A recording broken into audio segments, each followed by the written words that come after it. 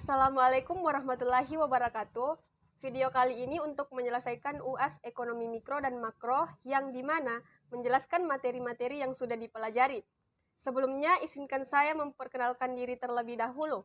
Perkenalkan, nama saya Nur Aulia Anissa, NIM 2120203862202059. Prodi Akuntansi Syariah, Fakultas Ekonomi dan Bisnis Islam, Institut Agama Islam Negeri Parepare.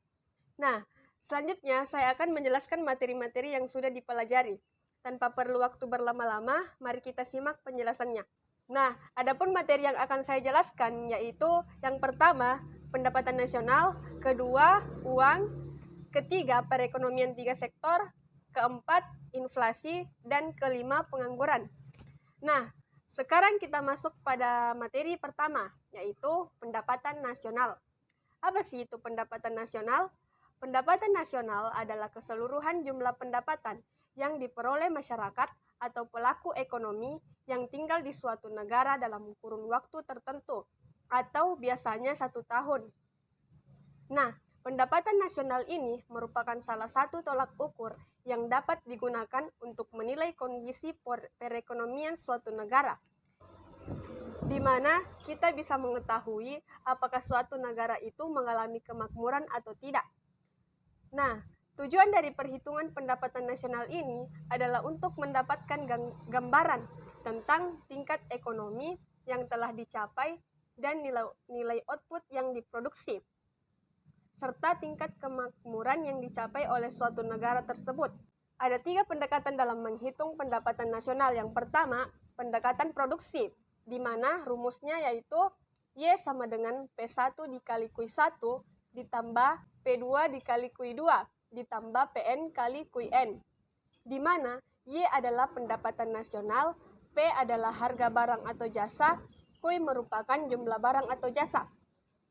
Kedua, pendekatan pendapatan, di mana rumusnya Y sama dengan R ditambah W tambah I tambah P, di mana Y adalah pendapatan nasional, R adalah kelompok orang yang berpendapatan dari sewa, W adalah kelompok orang yang berpendapatan dari gaji, I adalah kelompok orang yang berpendapatan dari investasi atau bunga bank, P adalah kelompok orang yang berpendapatan dari usaha.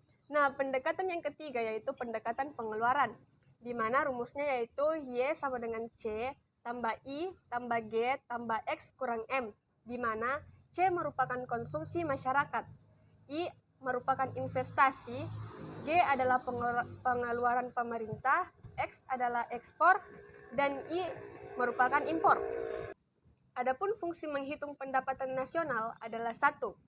Untuk mengukur laju pertumbuhan ekonomi. Nah, dengan adanya data pendapatan nasional, negara bisa tahu apakah ada peningkatan dari laju pertumbuhan ekonomi negara dari tahun ke tahun, mengalami kemajuan atau kemunduran, sehingga bisa dilakukan evaluasi ke depannya. Nah, yang kedua adalah untuk mengukur atau membandingkan kemajuan antar negara. Nah, dari sini bisa dilihat mana saja negara yang masuk kategori negara maju atau negara berkembang. Semakin tinggi pendapatan nasionalnya, berarti negara tersebut semakin maju. Nah, yang ketiga adalah untuk mengetahui struktur perekonomian. Kita bisa lihat suatu negara mendapatkan pendapatan paling tinggi dari sektor mana, apakah dari sektor pertanian atau sektor industri. Yang keempat, menjadi landasan perumusan kebijakan. Setelah pemerintah mengetahui tingkat perekonomian negaranya, maka bisa dilakukan evaluasi terkait dengan kebijakan agar bisa ditingkatkan lagi. Nah, yang kelima, menentukan besarnya kontribusi berbagai sektor. Misalnya, sektor pertanian, pertambangan, industri, perdagangan jasa, dan sebagainya. Data tersebut juga digunakan untuk membandingkan kemajuan perekonomian dari waktu ke waktu, membandingkan perekonomian antar negara atau antar daerah sebagai landasan perumusan kebijakan pemerintah. Nah, yang keenam, membantu pemerintah melakukan evaluasi dan mengukur perubahan yang terjadi. Setelah melakukan perhitungan pendapatan nasional, maka pemerintah suatu negara akan langsung tahu bagaimana tingkat kemakmuran rakyatnya. Ini tentu akan membantu pemerintah negara tersebut, terutama saat melakukan evaluasi nantinya. Nah, selanjutnya kita masuk pada materi yang kedua, yaitu uang. Siapa sih di sini yang tidak kenal uang? Uang adalah alat pembayaran yang sah yang dapat diterima secara umum. Uang pertama kali digunakan di Cina. Alat pembayaran yang pertama di dunia itu adalah garam. Adapun syarat benda dijadikan sebagai alat pembayaran yaitu 1. Benda itu bernilai dimanapun. Nah, suatu benda yang menjadi uang wajib bisa diterima oleh masyarakat umum sebagai alat pembayaran dalam transaksi apapun. Yang kedua, tahan lama. Benda yang dijadikan alat pembayaran memiliki bahan yang tidak mudah rusak atau robek, sehingga dapat digunakan berkali-kali. Selain itu, masa berlaku uang tersebut berlaku dalam kurun waktu yang relatif lama. Nah, yang ketiga, mudah dibawa atau ringan. Benda yang menjadi uang harus mudah dibawa kemanapun, walau memiliki nominal yang terbilang besar. Sebagai tolak ukur, benda tersebut ringan dan tidak berat, sehingga bisa dibawa kemana-mana untuk keperluan transaksi hingga di lokasi jauh sekalipun. Nah, yang keempat, tidak mudah dipalsukan. Benda yang dijadikan alat pembayaran tidak mudah untuk dipalsukan. Yang kelima, apabila dipecah tidak mengurangi nilainya. Syarat benda yang bisa dijadikan uang harus bisa dibagi ke dalam beberapa unit nilai yang lebih kecil. Maksudnya adalah terdapat satuan uang yang lebih kecil, dengan demikian memungkinkan terjadi transaksi dalam jumlah kecil tanpa mengurangi nilainya. Yang keenam adalah jumlahnya terbatas. Untuk mempertahankan nilai suatu uang, maka benda yang dijadikan alat pembayaran harus memiliki ketersediaan yang terbatas. Intinya, semakin terbatas suatu benda, semakin tinggi nilainya. Sehingga, benda bernilai tersebut selalu dapat digunakan sebagai alat transaksi yang sah. Yang ketujuh, ada jaminan. Maksudnya adalah harus dijamin pemerintah, sehingga penggunaannya untuk berbagai keperluan dapat dipercayai oleh masyarakat. Adapun standar moneter dalam mencetak uang ada 2, yaitu yang pertama, standar barang. Apabila suatu negara mencetak uang, misalnya senilai $10, negara tersebut wajib mencadangkan barang berupa emas dan perak senilai uang yang mereka cetak. Nah, yang kedua itu adalah standar kepercayaan. Nah, apabila suatu negara mencetak uang, maka negara tersebut tidak perlu mencadangkan emas dan perak senilai uang yang mereka cetak. Nah, standar barang ini dipakai di Amerika Serikat, sedangkan standar kepercayaan dipakai di Indonesia. Adapun jenis-jenis uang berdasarkan bahan pembuatannya. Yang pertama itu uang logam. Uang logam adalah jenis uang yang dibuat dari bahan logam. Contohnya emas atau perak. Yang kedua, uang kertas. Uang kertas adalah uang yang terbuat dari kertas dengan standarisasi baku. Biasanya pada uang kertas ini dapat ditemukan gambar dan cap khusus. Nah, berdasarkan nilainya, uang dibagi ke dalam 2 jenis, yaitu uang penuh dan uang tanda. Berdasarkan lembaga yang mengeluarkan, ada 2 jenis uang, yaitu uang kartal dan uang giral. Uang kartal itu adalah alat bayar yang sah yang digunakan dalam transaksi sehari-hari, contohnya uang kertas dan uang logam. Nah, yang kedua uang giral. Uang giral adalah uang yang berupa simpanan deposito, misalnya cek, giro, dan rekening. Adapun berdasarkan kawasannya, uang dibagi menjadi 3, yaitu uang lokal, uang regional, dan uang internasional. Nah, adapun nilai uang ada 4. Yang pertama, nilai nominal. Nilai nominal yaitu nilai yang tertera pada uang. Dan yang kedua, nilai intrinsik. Nilai intrinsik itu adalah biaya pembuatan uang. Yang ketiga, nilai real. Nilai real itu biasa disebut dengan daya belinya. Yang keempat, nilai kurs. Nilai kurs adalah nilai mata uang terhadap nilai mata uang negara lain. Adapun fungsi uang yaitu yang pertama, 1 sebagai alat tukar. Uang dapat mempermudah pertukaran. Orang yang akan melakukan pertukaran tidak perlu menukarkan dengan barang, tetapi cukup menggunakan uang sebagai alat tukar. Yang kedua, sebagai pengukur nilai. Uang dapat digunakan untuk menunjukkan nilai berbagai macam barang atau jasa yang diperjualbelikan. Yang ketiga, sebagai penyimpan nilai. Uang dapat digunakan untuk mengalihkan daya beli dari masa sekarang ke masa mendatang. Nah, materi yang ketiga yaitu perekonomian tiga sektor. Apa sih itu perekonomian tiga sektor?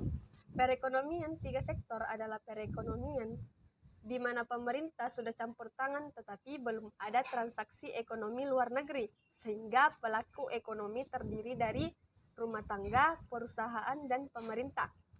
Perekonomian tiga sektor disebut juga perekonomian tertutup. Perekonomian empat sektor adalah perekonomian yang terdiri dari empat pelaku sektor ekonomi, yaitu sektor rumah tangga, perusahaan, pemerintah, dan sektor luar negeri. Perekonomian empat sektor disebut juga perekonomian terbuka.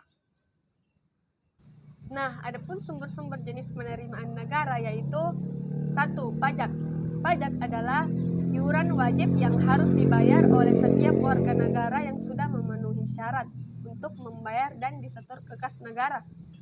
Yang kedua itu non-pajak, yaitu segala sesuatu bentuk penerimaan negara yang bukan berasal dari pajak, misalnya keuntungan BUMN, pengelolaan sumber daya alam, pinjaman, barang sitaan, percetakan uang, atau sumbangan. Nah, yang ketiga ada hibah. Hibah yaitu pemberian dari seseorang ataupun pemberian yang berasal dari negara lain yang akan digunakan untuk kesejahteraan masyarakat. Hibah itu bersifat sukarela dan diberikan tanpa ada kontrak khusus. Nah, selain ada sumber-sumber jenis penerimaan negara, ada pun sumber-sumber jenis pengeluaran negara, yaitu 1. Belanja pegawai, kedua belanja barang, ketiga belanja rutin daerah, keempat bunga dan cicilan utang, kelima subsidi, keenam berbagai pengeluaran yang bersifat non-departemen. Nah, materi selanjutnya yaitu inflasi. Inflasi adalah kenaikan harga barang dan jasa secara umum dan terus-menerus dalam jangka waktu tertentu.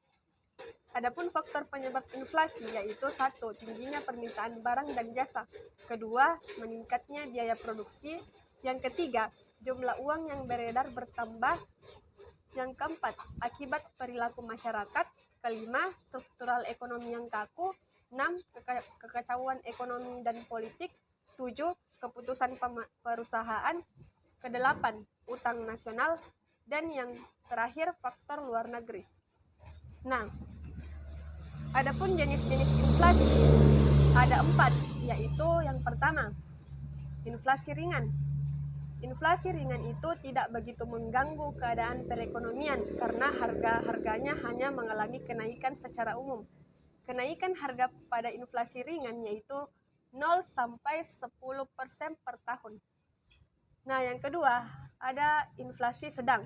Inflasi sedang ini bisa membahayakan kegiatan perekonomian karena inflasi ini dapat menurunkan kesejahteraan masyarakat yang memiliki penghasilan tetap. Kenaikan harga pada inflasi sedang yaitu 10-30% per tahun. Yang ketiga, ada inflasi berat.